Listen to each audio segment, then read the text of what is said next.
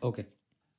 Hi everyone, welcome back to my YouTube channel, TheMathAficionado. Today's video is going to be our video on chapter number 6, which is more about equations and inequalities. So we have already covered 5 chapters from this course of pre-algebra. Now this is your chapter number 6, wherein we'll be going deeper into the concepts of equations and inequalities. Now having said that, this chapter has 2 lessons, okay, that we are going to see in this video. Let's start. I'm writing on the screen. So this is your chapter number 6, which is more about equations and inequalities, right? Okay, so when I talk about this chapter, so here we have 2 lessons. So there are 2 lessons in this chapter. Number 1 is, so the lesson number 1 is fundamentals in solving equations in one or more steps, and lesson number 2 is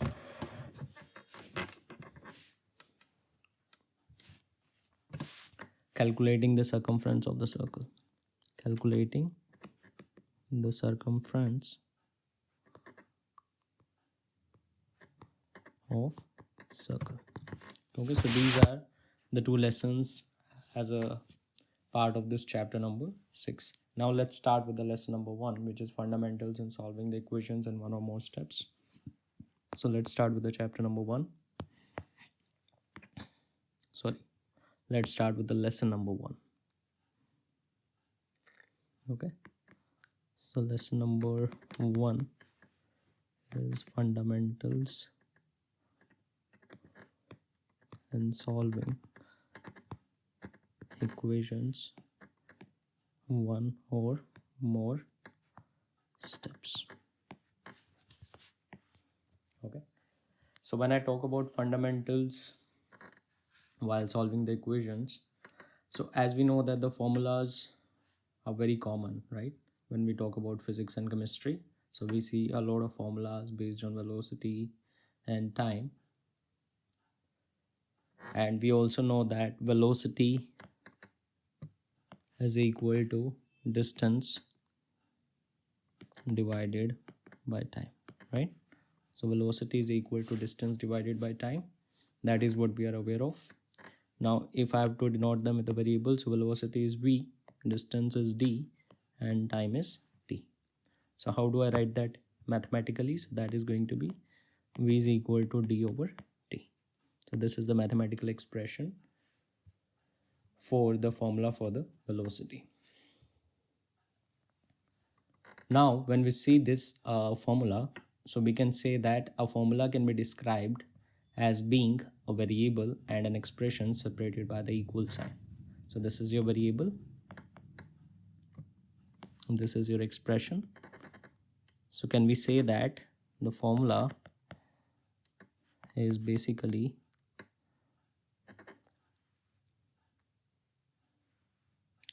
variable and an expression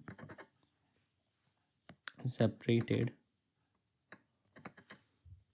by an equal sign, or you can say equality sign in between them,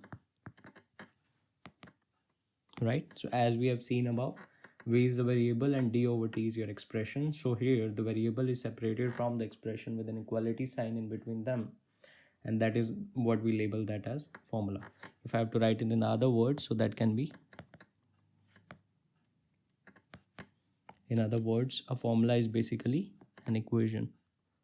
Formula is similar to an equation, correct? So formula is basically similar to an equation, as you have seen above. Okay, now I'll give you one example. So example here is, let's say there's a book club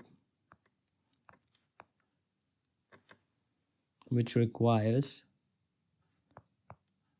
a membership fee of 10 in addition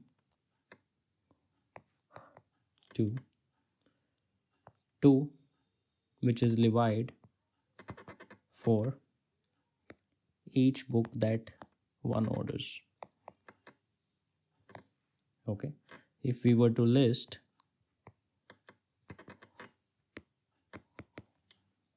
the cost of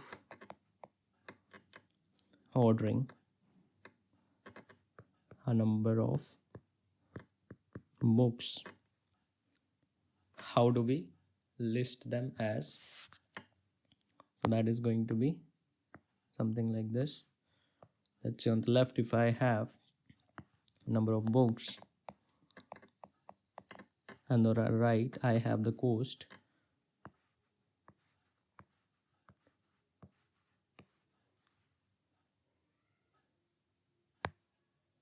Okay, so how do I write this now? So let's say if number of the books is 1. Now what we have seen here is, so there's a book club which requires a fixed membership of 10 along with 2 which is being levied for each book that is being ordered, right? So can we write the cost as 10 plus, sorry, can we write the cost as 10 plus, now here since we have one book, so 2 will be multiplied with 1, so this is going to give you 12, right? Similarly, if there are two books that's being ordered, so 10 is your membership fees and 2 which is your cost per book multiplied with the number of books which is 2, and hence this is going to be 14.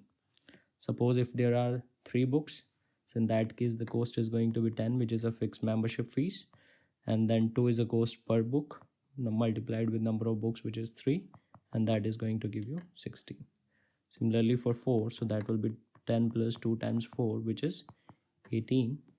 For 5, so this will be 10 plus 2 times 5 which is 20, right? Suppose if it is x, suppose if you have to write the general form of the same, so that will be 10 plus 2 times x. Okay, so now if you see this general formula, so this is basically how you are going to denote the total book club cost, and you can label that as C. Okay, so if we have to write the total cost,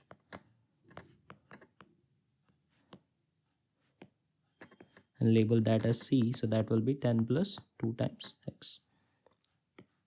Okay, so that is how you are going to write the total cost, and now this becomes your expression. Okay, so this becomes your expression. Clear? Now this was how you write the cost as an expression. Now suppose if you have to figure out how many books you are going to get from the book club based on the given cost, how would you do that? Okay, so let's say if the cost is given to you which is 10 plus 2x, right, as we figured out in the earlier section.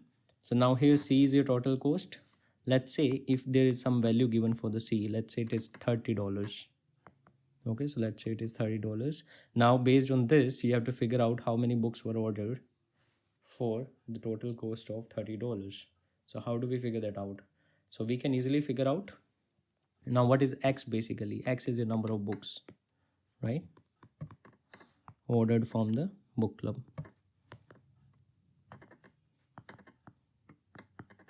So if x is the number of x is the number of books and 30 is your total cost, so how do you figure out x given the equation as 30 equals 10 plus 2x?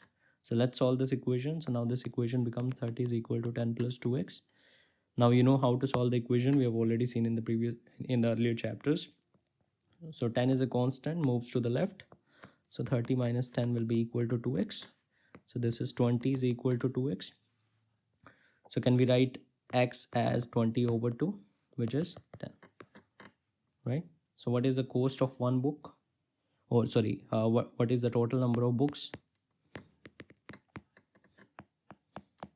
given the cost as $30, or you can say the total cost is $30. The total number of the books that turned out to be is 10 books. Okay, so the total number of books that were ordered from the book club is 10. Clear? So you can say that we may purchase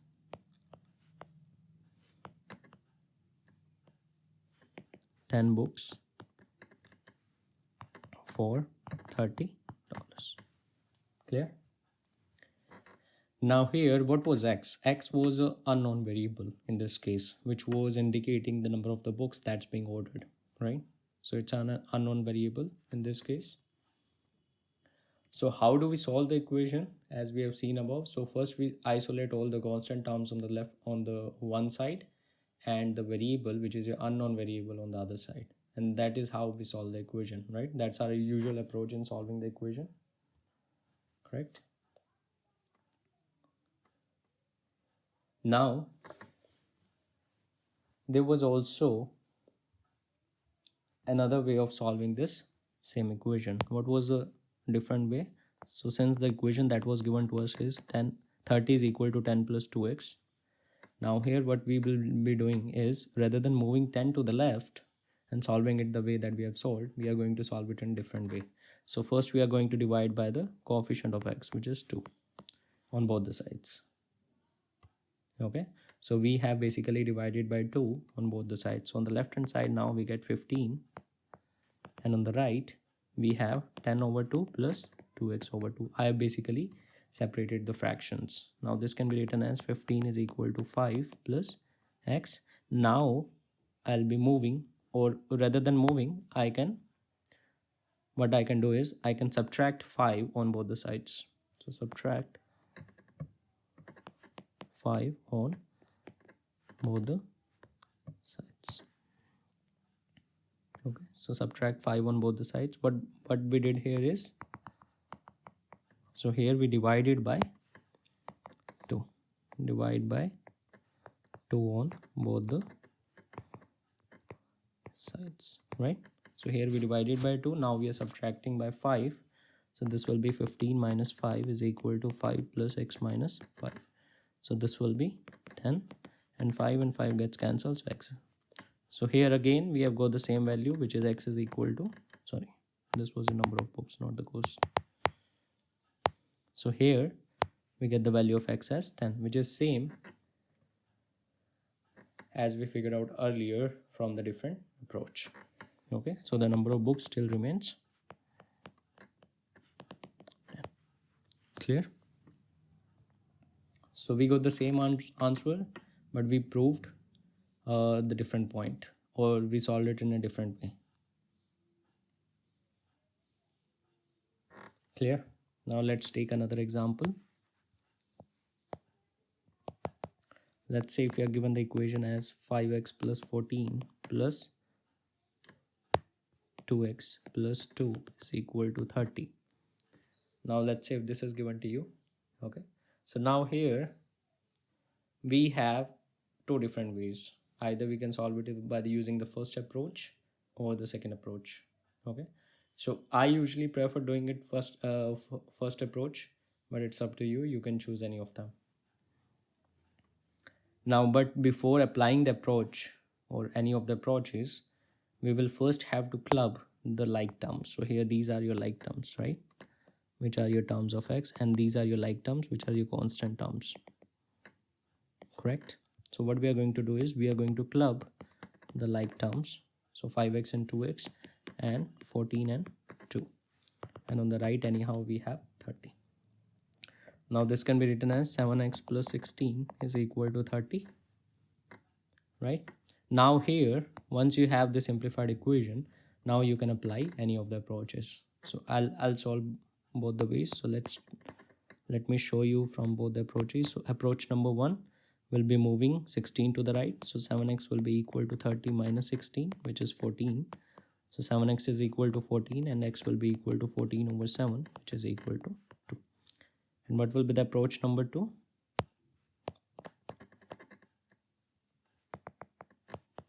So approach number 2 will be, we are given the equation 7x plus 16 is equal to 30. Now we'll be subtracting 16 on both the sides. Okay, So this will be 7x plus 16 minus 16 is equal to 30 minus 16. So this is equal to 7x because this cancels out. 30 minus 16 is 14. Now you'll be dividing by 7 on both the sides. So this will turn out to be 7x over 7, 14 over 7. So this becomes x is equal to 2. So you see, you get the same answer, but by making use of two different approaches. So you can take it anyway, okay, you can apply it anyway, but before applying any of the approaches, you have to simplify the given equation by combining all the like terms. Clear? Let's take another example for better understanding. So the next is, let's say if you are given the equation 4x plus 3 is equal to 2x plus 11. Okay, so now here I see that it is already simplified. Okay, I don't have the like terms on one side that needs to become mine. So this is already simplified. So now you can directly proceed with choosing any of the approaches to solve this equation. Okay, so what I'm going to do is I'll be applying the first approach that I usually do. So 2x will come to the left, 3 will go to the right. So 4x minus 2x will be equal to 11 minus 3. This is 2x and this is 8. X will be equal to 8 divided by 2, which is 4. So the value of x turns out to be 4 in this case.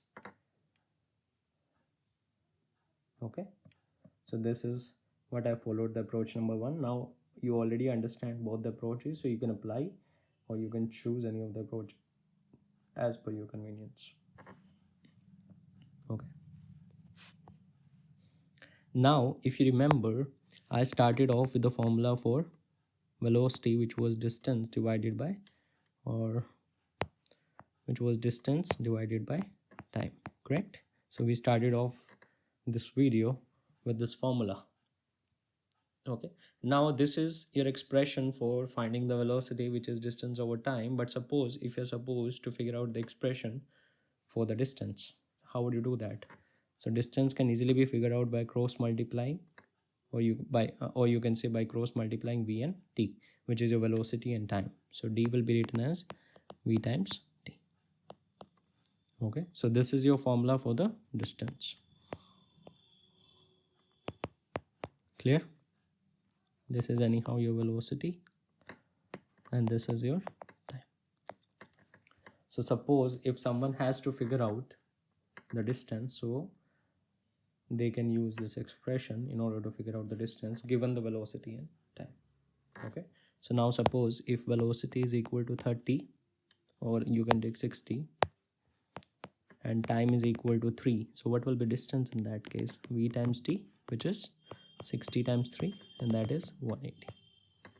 Okay, so in that case the distance will be 180. This is your hours, this is your miles per hour. So then in that case the units for this one will be miles. Clear? So this is how we go in depth of equations and inequalities and solve them in one or more steps. Okay, one last example that I'm going to take is,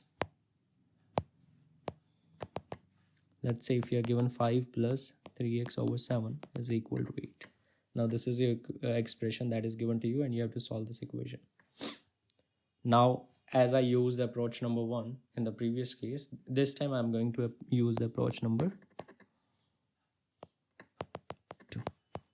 Okay, so here I'm going to use approach number 2. Unlike the previous case, here I use the approach number 1, right?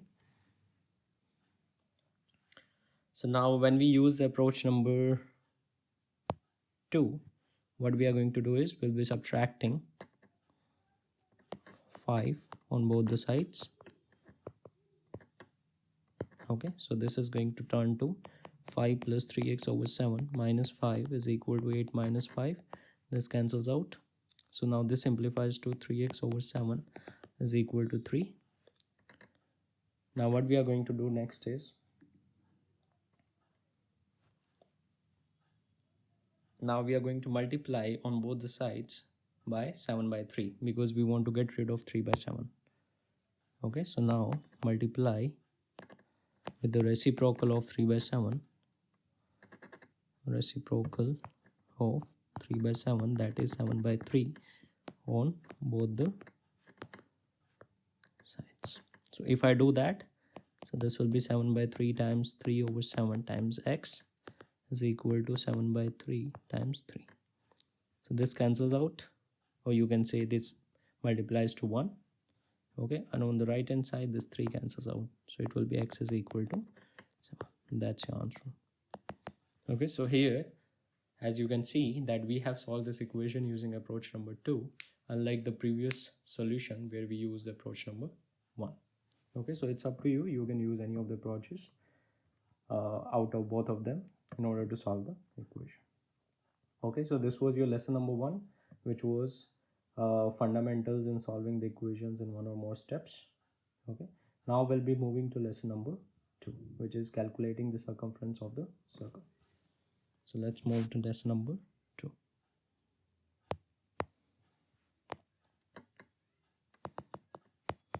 Which is calculating circumference of the circle. Okay, I guess many of you must be having the idea of what is circumference, but still I'll repeat for you. Okay, so let me first define the circumference and then I'll create the figure for the same. So how do we define a circumference? So this is basically the distance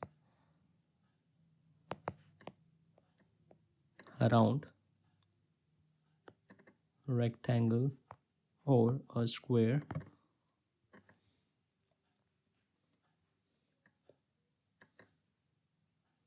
So distance around the rectangle or a square is known as perimeter, as we already know, right? Similarly, the distance around a circle is known as circumference, or you can say it's labeled as circumference. Clear? So the way we have a distance around a rectangle or a square as perimeter, similarly the distance around the circle is known as circumference. If I have to show that in a figure, so that is going to be something like this. Let's say this is your circle. So this outer boundary starting from here, so this entire boundary is what is circumference. Okay, so this outer boundary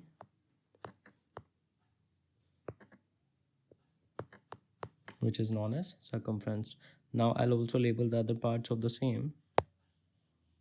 So that is going to be, this is your center, so this becomes your diameter.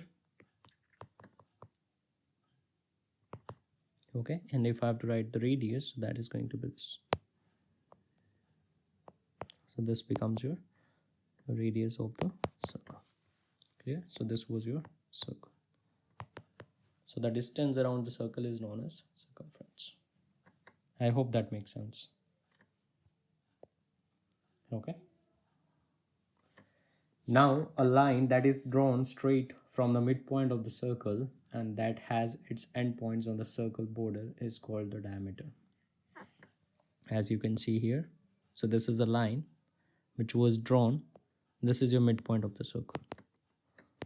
Midpoint of the circle. Or you can also call that as center of the circle.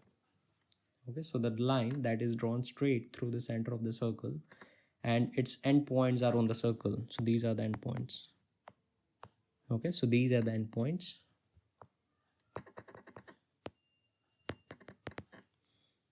So a line that is drawn straight through the center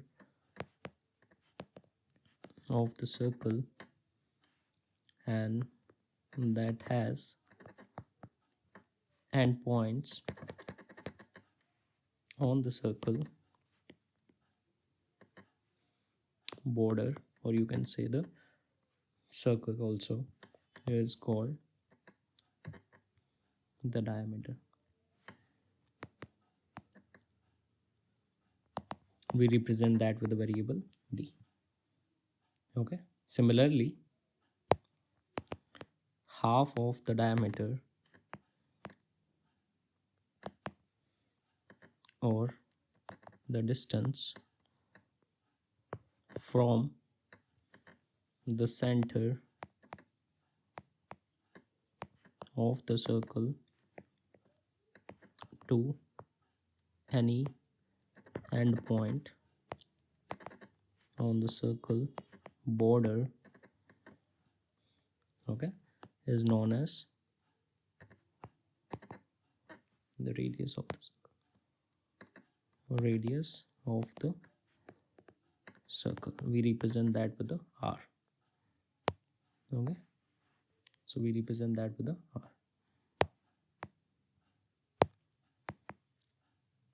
So if you read this one again, so half of the diameter, so that means a radius can be written as d over 2 because it's exactly the half the length of the diameter.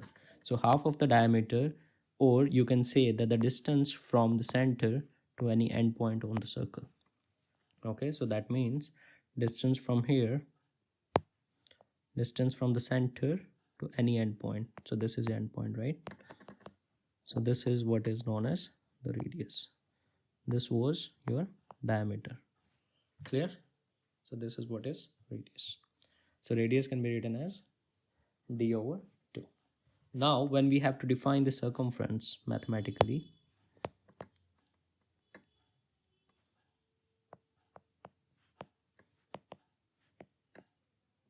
we write that as capital C.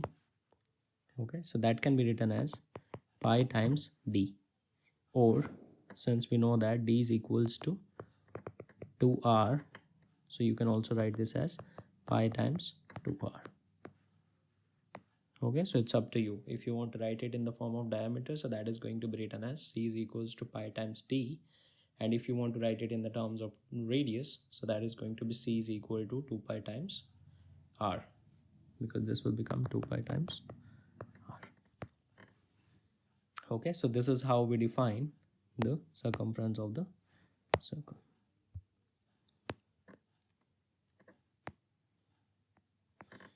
Clear? Okay, let's see a few examples and that will make it more clear. Let's say the problem says find the circumference of the circle. Now the circle is given as, and this is your center, and this entire thing is given as 18 inches. So what is this entire thing basically? This is your diameter. So we can say that the diameter is given as 18 inches. So if the diameter is 18 inches, so what is the formula of circumference? Pi times diameter. I told you, as per the given situation, you can use the according formula. So if the diameter is given, you can use pi times d. If the radius is given, then you can use 2 pi r. Okay. So here, since the diameter is given to us, so we are using the formula of circumference in terms of diameter, and that is pi times d. Now what is diameter given as? It is 18. So the answer is 18 pi, and the unit is inches. Okay. Now you can also simplify this further by substituting the value, or you can say the standard value of pi, which is 3.14. So in that case, this circumference will be equal to 56.5 inches. Okay, so when you multiply 18 with 3.14, so that is going to be 56.52 and rounded off to 56 point. So I can approximate. So this can be written as approximation. Yeah, okay, so this is going to be 56.5 inches. Clear? So this is how we figure out the circumference of the circle. Okay, another example. let's take, now here we are given the circumference, which is 46 centimeters, and you have to figure out the radius. This is your problem statement. Okay, now I know that circumference is written as 2 pi r, right? So if I substitute the value of circumference as 46 here, 2 times pi times r is unknown to me. So can I write, this will go in the division on the left. So radius can be written as 46 over 2 pi, correct? Obviously the units are centimeter. Now if I substitute the value of pi as 3.14, which is the standard value, so this will be written as 46 over 2 times 3.14. And what is 2 times 3.14? 6.28. So this becomes 46 over 6.28, and that is 7.32. Okay, that is 7.32 centimeter. Now this can be rounded off to 7.3. So this becomes your answer. Clear? So now it's up to you. It's easier for you to figure out the circumference and also the radius or the diameter given the circumference. So it's both ways. Okay, if you are given the radius or the diameter, then you can figure out the circumference, and if the circumference is given to you and you're supposed to figure out the radius or the diameter, that is also possible. Clear? So this was your lesson number 2, which was calculating the circumference of the circle. We have seen circumference is the distance around the circle, similar to the way we have parameter for a rectangle or a square. Okay, so in the similar fashion, we have the circumference for the circle, which is marking of the distance around the circle. We have seen the formula for the circumference, which is pi times d if the diameter is given, or 2 pi r, which is in terms of radius if the radius is given to you. Okay, and also we have seen the relationship between the diameter and the radius. So radius is basically half of the diameter, or the diameter can be written as 2 times radius. So this was your brief of lesson number 2. Okay, we will be I'll be coming up with the next video on chapter number 7. Okay, so this was about lesson number 6, wherein we covered 2 lessons. So this was about chapter number 6, wherein we covered 2 lessons of the chapter number 6. Okay, so that's all for today. If you found this helpful, please don't forget to like, share and subscribe to my channel. Your support is what motivates me to keep creating this content with love and dedication. I would love to hear your thoughts. Please let me know in the comments if you like this video and any suggestions that you have for the improvement. Thank you so much.